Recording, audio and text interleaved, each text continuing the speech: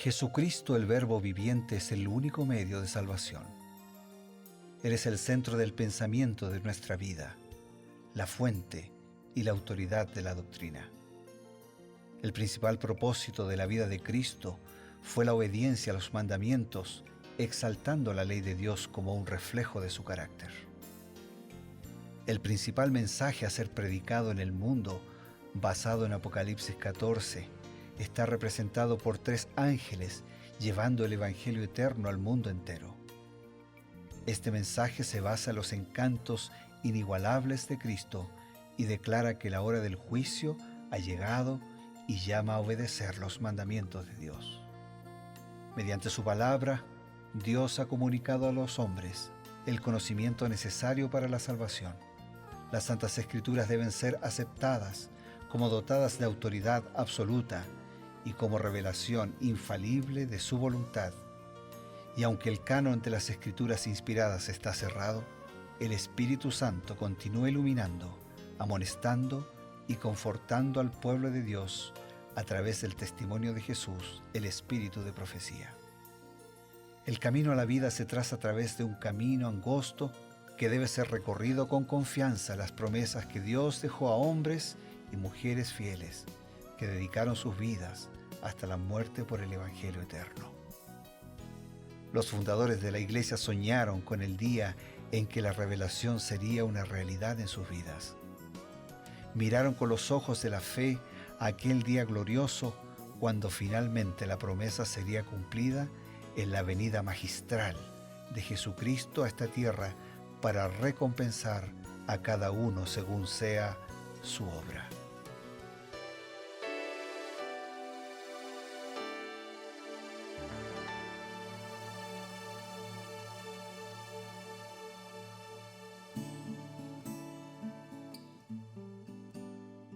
Qué grato, queridos amigos, tener la oportunidad de encontrarnos, como cada día, a través de Nuevo Tiempo, la señal de esperanza, para compartir unos minutos de reflexión, de búsqueda de la palabra de Dios, del complemento del espíritu de profecía, y lo hacemos siempre con la alegría y con el deseo de poder servirles, y que todos podamos crecer espiritualmente, crecer en la fe y el conocimiento de la palabra de Dios y del Señor Jesucristo.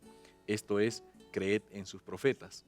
Así los saludamos con el cariño de siempre y lo hacemos junto al pastor Bruno Razo.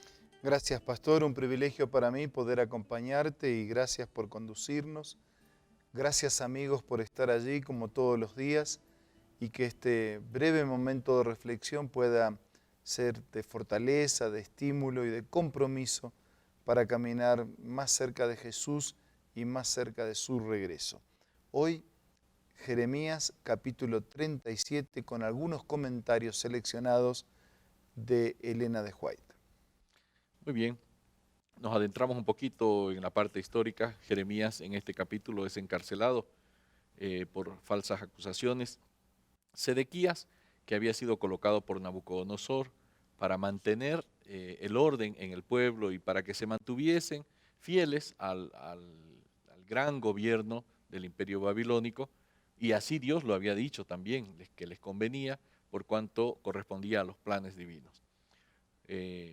Sin embargo, Sedequías empezó a escuchar a algunos consejeros que no querían y hacían caso omiso de las profecías de los profetas desde Isaías, que les habían dicho, les conviene estar bajo la sujeción de Nabucodonosor, la sujeción de Babilonia.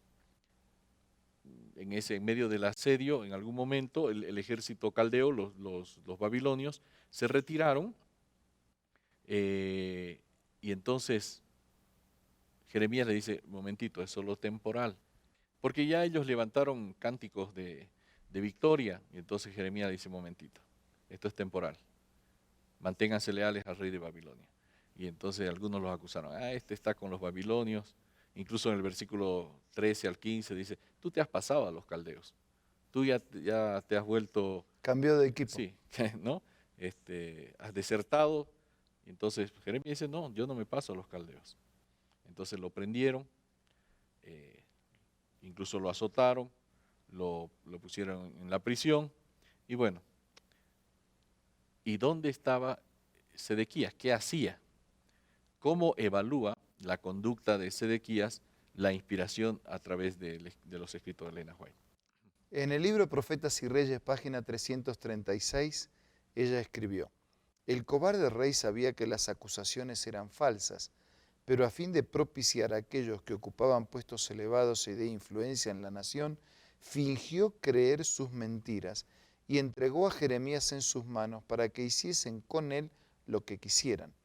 El profeta fue arrojado en la mazmorra de Malquías, hijo de Amelec, que estaba en el patio de la cárcel, y metieron a Jeremías con sogas. Y en la mazmorra no había agua sino cieno, y hundiéndose Jeremías en el cieno. Pero Dios le suscitó amigos, quienes se acercaron al rey en su favor y le hicieron llevar de nuevo al patio de la cárcel. O sea, el rey sabía que las acusaciones eran falsas. Por eso lo encarceló cerquita. O sea, si él hubiese pensado que el tema era más grave, no lo habría encarcelado, ¿no? Habría hecho otras cosas. Pero por el otro lado, lo querían preso para no escuchar sus profecías y sus mensajes que no gustaban, pero por el otro lado lo querían cerca para que de alguna manera como profeta de Dios fuese el puente en busca de bendiciones. Ahora, qué problema, ¿no? Que el rey, sabiendo que eran simples maquinaciones, no se haya puesto de parte de la verdad y no se haya puesto firme. Interesante que la misma Elena White dice que él quiso propiciar un poquito un ambiente favorable a su política, a su gobierno, con aquellos que ocupaban puestos elevados y de influencia en la nación, ¿no? Es decir, no le importó la suerte de un inocente como Jeremías para estar agradando a aquellos. Él estaba haciendo su juego político, tratando de quedar bien con la mayor cantidad posible. Sin duda. Y incluso hay un comentario que dice que Sedequías era un rey que intentaba ser bueno, pero que era muy voluble, que se dejaba llevar por la influencia de sus cortesanos. Y terminó haciendo lo que los consejeros le decían: rebélate contra Babilonia y vámonos con Egipto, nos va a ir mejor. Y le fue totalmente peor, ¿no? Cambiemos de patrón. Sí. Y fue peor porque ahí Nabucodonosor se enojó y vino la destrucción final de Jerusalén, ¿no? Un poquito más adelante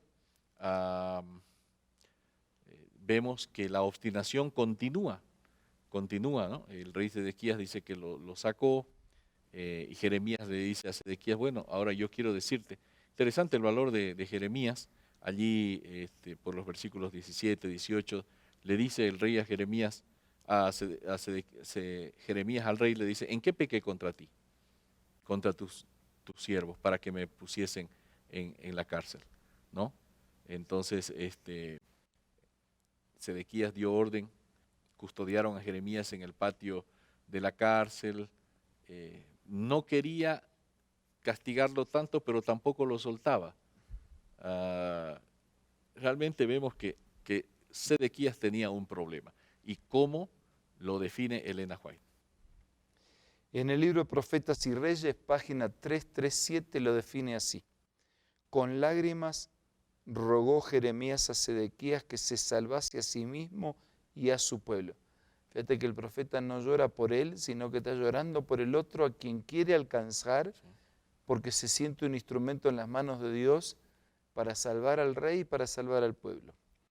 Con espíritu angustiado le aseguró que a menos que escuchase el consejo de Dios, no escaparía con la vida, y todos sus bienes caerían en manos de los babilonios. Pero el rey se había encaminado erróneamente y no quería retroceder. Decidió seguir el consejo de los falsos profetas y de los hombres a quienes despreciaba en realidad y que ridiculizaban su debilidad al ceder con tanta facilidad a sus deseos. Sacrificó la noble libertad de su virilidad y se transformó en abyecto esclavo de la opinión pública. Aunque no tenía el propósito fijo de hacer lo malo, carecía de resolución para declarar firmemente por lo recto. Aunque convencido del valor que tenía el consejo dado por Jeremías, no tenía energía moral para obedecer y como consecuencia siguió avanzando en la mala dirección. Hasta que finalmente su gobierno cayó, fue destruido. Y fíjate dónde empezó todo, ¿no? Reconoció que estaba errado, pero no quiso retroceder.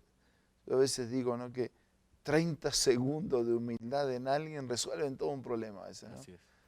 Admitir, me equivoqué, dar un paso atrás, reconocer, pero claro, cuando el orgullo te gana, estás destruido. Y además que era débil de carácter, ¿no? Permitía que otros influenciaran en sus decisiones. Sí, por eso, por su propia debilidad también no se iba a mostrar más débil, porque él pensaba, y muchos piensan hoy así, que cuando uno reconoce un error, está reconociendo debilidad. Y yo pienso que es más grande quien reconoce un error que quien persiste en practicarlo. Y finalmente, aunque él dice que originalmente no tenía el propósito de hacer lo malo, terminó haciendo lo malo y rechazando el consejo de Dios que vino a través del profeta Jeremías. ¿No? Esta es una lección para nosotros, es una lección grande, queridos amigos. La Biblia es muy clara. Cuando la Biblia nos dice que tenemos que alejarnos de las malas compañías, hagámoslo. Cuando la Biblia nos dice que no vayamos tras las bebidas embriagantes, no lo hagamos. Cuando la Biblia nos aconseja que no miremos a la mujer ajena, no lo hagamos. En fin, la Biblia es muy clara. Cuando la Biblia nos aconseja positivamente que guardemos los mandamientos de Dios, hagámoslo.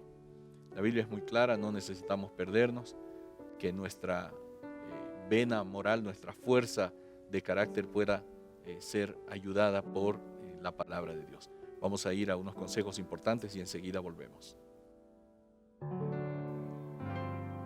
Hola amigos, acompáñenme en la lectura de esta cita. Los ángeles se deleitan en un hogar donde Dios reina supremo y donde se enseña a los niños a reverenciar la religión, la Biblia y al Creador. Las familias tales pueden aferrarse a la promesa: yo honraré a los que me honran. 1 Samuel, capítulo 2, versículo 30. Esta cita se encuentra en el libro Joyas de los Testimonios, en el tomo 2. Y te invito a que pueda ser parte de tu biblioteca personal. ¿Cómo? Visita la página www.editorialaces.com o descarga la aplicación Elena G. de White del App Store o del Play Store.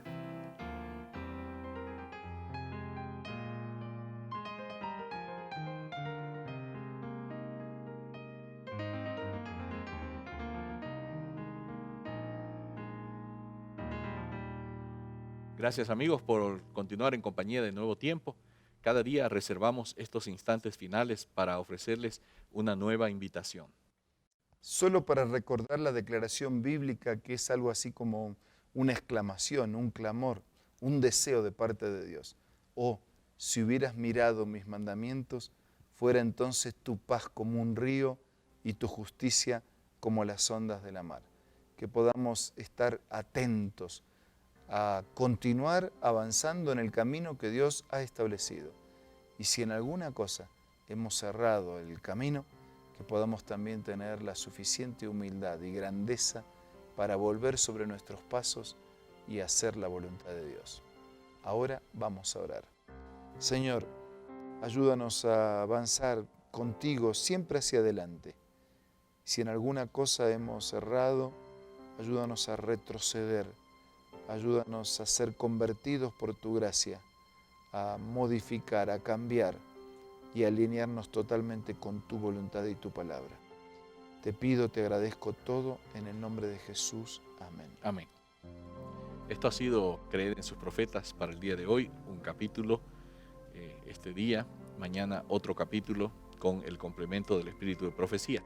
Nuestra cita entonces será el día de mañana, como ya lo mencioné, pero siempre Dios mediante, porque sin Dios no podemos hacer nada, con Dios estamos listos a hacer todo.